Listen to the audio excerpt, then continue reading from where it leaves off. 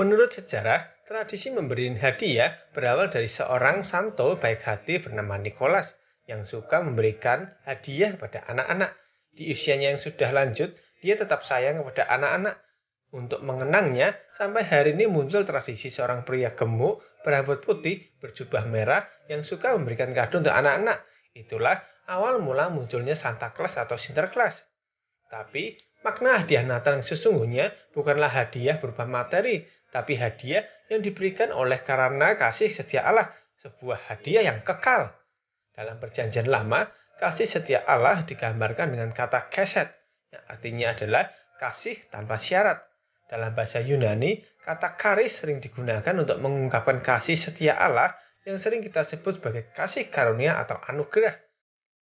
Pola kasih karunia Allah sudah ada sejak dahulu, seperti saat Allah menyelamatkan Nabi Nuh dan keluarganya. Di sini Allah menunjukkan kasih karunia kepada Nuh. Seharusnya manusia binasa karena dosa, tapi kasih karunia Allah menyelamatkan Nabi Nuh dan keluarganya. Yang artinya manusia sama sekali tidak memiliki kesempatan untuk membanggakan diri sendiri karena keselamatan bukan dari upaya-upaya manusia mendapatkan keselamatan seperti perbuatan baik, ketaatan, ataupun karena beribadah.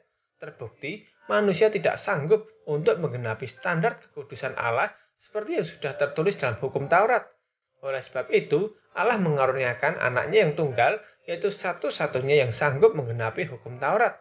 Dengan begitu, manusia tidak lagi dibenarkan karena hukum Taurat, tapi karena iman kepada Yesus Kristus.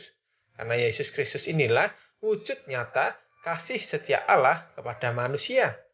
Yohanes 3 ayat 16 berkata, "Karena begitu besar kasih Allah akan dunia ini, sehingga ia telah mengorbankan anaknya yang tunggal, supaya setiap orang yang percaya kepadanya tidak binasa, melainkan beroleh hidup yang kekal."